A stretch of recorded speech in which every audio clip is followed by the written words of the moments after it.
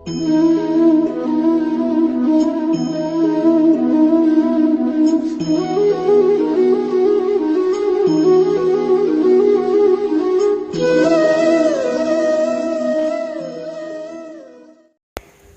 लोगों को दही खाना बहुत पसंद होता है। वो जब भी खाना खाते हैं तो उनको अपने खाने में दही चाहिए। अगर उनके खाने में दही ना हो तो उनको खाना अच्छा नहीं लगता। पर क्या हर समय दही खाना सही है? किस ऋतु में हमें दही खाना चाहिए और इसके आयुर्वेदिक गुण क्या हैं? क्या हम बुखार में दही खा सकते हैं? हमें दही को किन किन चीज़ों के साथ खाना चाहिए ताकि हमें इसका पूरा फ़ायदा मिल सके? दही किन किन बीमारियों में लाभदायक होता है और अगर इसका सही से इस्तेमाल ना किया जाए तो ये हमें क्या नुकसान पहुंचा सकता है? तो ये सब कुछ जानेंगे आज की इस वीडियो में। तो आप इस वीडियो को ज़रूर देखिए ताकि आपके दही को लेकर सारे डाउट क्लियर हो सके। तो सबसे पहले जानते हैं कि आयुर्वेद में इसके क्या गुण बताए गए हैं।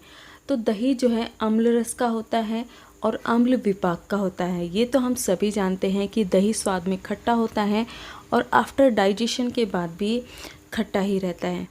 दही को आयुर्वेद में गुरु यानी कि भारी बताया गया है, अर्थात इसका पाचन हमारे शरीर में देर से होता है क्योंकि ये डाइजेशन में हैवी होता है। दही नेचर में उष्ण यानी कि गर्म होता है। जी हाँ, जो लोग समझते हैं कि दही जो है ठंडी तासीर का होता है और गर्मियों में इसका बार बार सेवन करते हैं ताकि हमें ठंडक मिल सके, तो वो लोग बिल्कुल गलत सोचते हैं। दही की तासीर गर्म होती है और अगर आप गर्मियों में इसका सेवन अधिक करोगे तो आपको बहुत सारी स्किन से रिलेटेड प्रॉब्लम हो जाएगी।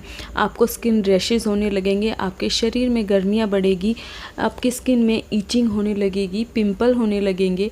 यानी कि आपको दही का सेवन गर्मियों में नहीं करना होता है। आयुर्वेद में इसको गर्मियों में निषिद्ध बताया गया है। ये वातनाशक है, अर्थात आपके शरीर में ये वात दोष को कम करती है। इसके साथ साथ दही मेद धातु को बढ़ाती है, अर्थात आपके शरीर में फैट को बढ़ाती है।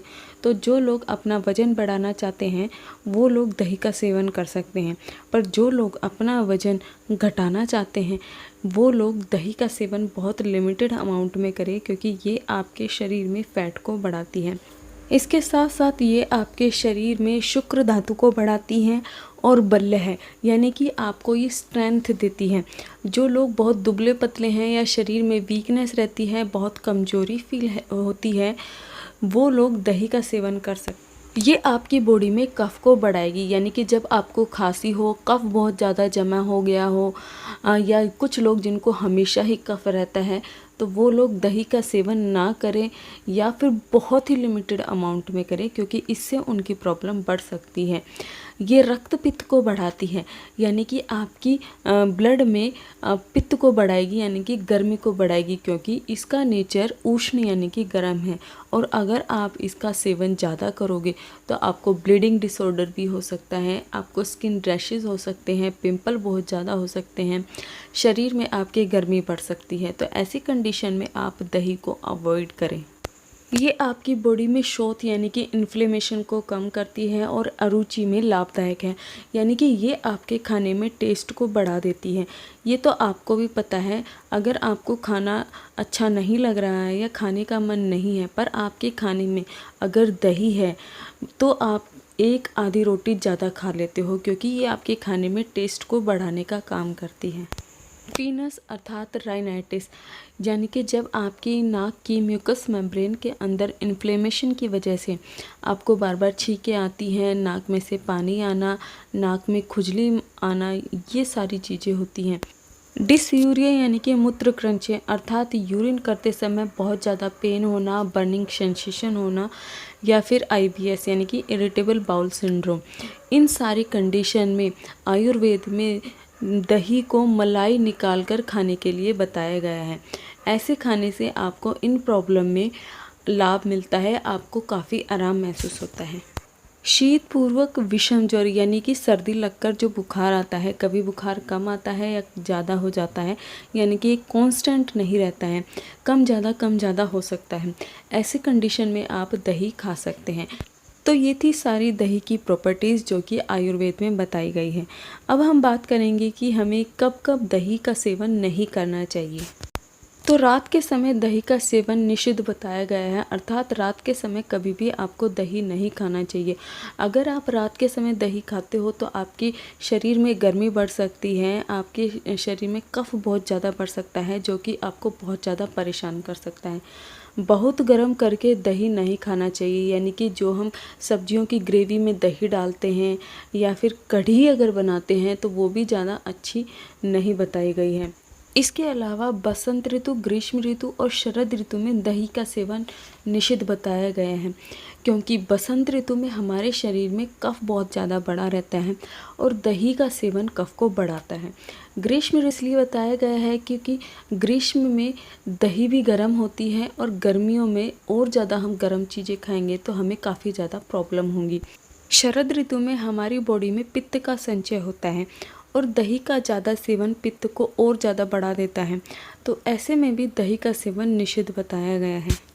तो ये तो बात हो गई कि कब हमें दही का सेवन नहीं करना चाहिए।